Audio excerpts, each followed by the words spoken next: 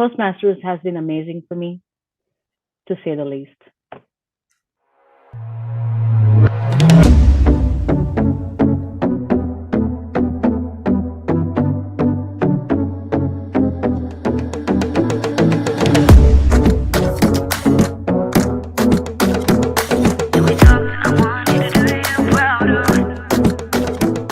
Ladies and gentlemen, this is the very first recording and interview of Valley Stars Toastmasters. Our first guest has been at Valley Stars for at least 3 years, and I'm waiting for her to join us in a moment shortly. Originally, she's from India and lives in California most of her life. There she is, Arti Dutt. Good morning. How are you? Good morning. Arti, it is a pleasure that you're the first interviewee at our podcast. And I cannot wait to find out more about you. Please tell me how you found yourself at Valley Stars. It's a pleasure to be here. I have been a member of Valley Stars since early 2017, so almost 5 years now. I had heard of Toastmasters probably about 10 years ago. And at that time, I wanted to join Toastmasters. Again, being from India, there is an accent, and I'm always conscious of my accent. And more than me, it's my boys. They're always making me conscious. Actually, they're always correcting me. If there's anything that I say that, Mom, that's not how it is. This is how you say it. 10 years ago, I tried a couple of clubs, but didn't get time to join. 2016, I started my business. Thought I was becoming a business owner, but I was actually becoming a salesperson of my company. And I realized I needed to go out and talk to people. That made Toastmasters so important for me. I need to be able to speak in public, get out, talk to people. I'm also a founding member of a second club. I love it. It has given me so much. Thank you for letting me speak about my journey. I would love to find out more about your professional background and how long have you actually been in the States? Professionally, I am an engineer. I have been in IT for 20 something years, been in software development. I came to US in 1999, so I've been in US now for 23 years. And IT is what I do. About 6 years ago, I decided that I wanted to start my own business. I come from a family of business owners. I've always wanted to start my business. So I have twin boys. My business ideas were always revolving around what the stage they were. When they were little babies, I wanted to open a daycare. When they started going to school, I was like, okay, maybe I'll open an after school program. Then we looked at chess club, robotics, all of that. Then when they turned teenagers, I realized that they didn't need me anymore. Their interest and my interest didn't match. So at that time, I was like, okay, this is it. I need to figure out what I want to do. And that's when I decided to open Team Logic IT.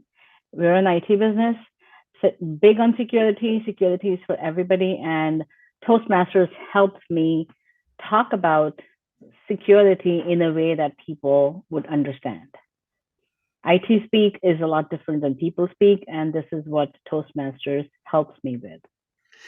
True, but one of your sentences from your last presentation stuck with me. It was about passwords.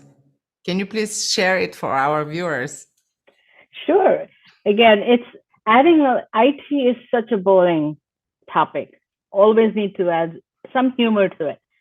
So what I shared last time, and that's something I have printed and posted in my office, passwords are like underpants. You change them often, you keep them private, and you do not share with other people. How did Toastmasters affect you long term? Do you think it changed you in some way? Yes. 6 years ago, if somebody would have said, hey, I want you to be a speaker and I want to do this, I would have said, nope, not happening. And now I am the first one in our club to do it. So yes, it has given me the confidence to be able to speak. Toastmasters, there's three main components: the prepared speeches, the evaluation, and the table topics. Most people think about prepared speeches as being the main component of Toastmasters. For me, it's a tie between evaluations and table topics. Initially, I used to think table topics because small talk was not for me, and table topics gave me an opportunity to be able to speak about something impromptu. However, over a period of 5 years, I've realized evaluations is the most important part of Toastmasters, because evaluations means you're listening to what the speaker is saying. When the speech is going on, you're listening to them, and you're also providing positive feedback how they can do better. And during the course of the 5 years, I have evaluated speakers who are at a much higher level than I am.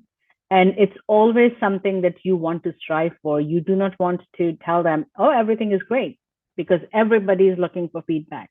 So that's the most important thing. And I've gained so much from that part, managing a team in my office. Everybody wants feedback. You want to learn how to give positive feedback and not just criticism. So Toastmasters has been amazing for me, to say the least. Thank you so much. The last question I have for you, direction that now the new times are calling for. We have our first hybrid meeting on November 4th. Do you think we should go for more bold issues when we're online, like the taboos of sex, money, rock and roll, this kind of topics? Because people seem to be more open in front of the computer at home than when we are in person. And this is the plus. When we are in person, though, we have better connection between each other as human beings. So what is your view on this? In general, I would say we should be open to talking about controversial subjects anywhere. Respect each other's opinion, agree to disagree, and move on. Everybody is entitled to their own opinion. But Toastmasters, I would be a little bit hesitant, just because we want people to be able to speak up. And if they feel it's a controversial subject, they may not. So that's where I would leave it. It's a thin line.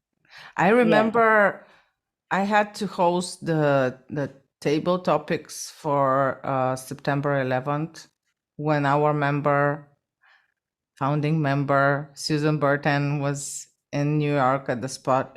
And even though I was all the way out here in Bulgaria, I could feel the tension. I could feel the enormous weight of the atmosphere, but still we were able to go through, and I believe we were able to talk about things we wouldn't otherwise, and go through it very with a good pace and a lot of understanding, and it made us all very vulnerable. For me, it was incredibly hard to lead the table topics. I don't know how I did. You did a great job, Diva. That was one of the meetings that everybody was vulnerable. I can tell you, for if you're a group of like-minded people, tragedies bring people together. They bring people together, and that's what we saw in that meeting.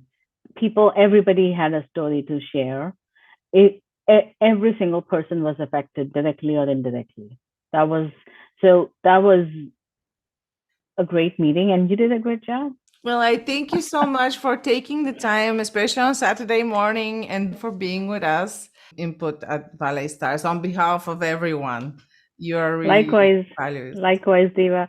One day I want you to come to US, and so that we can meet in person, or maybe I'll come to Bulgaria. Or maybe we can both go to India. Or we can both, always. Oh, one day we'll make a trip to India together. Yeah! Why not? Who knows? Why not?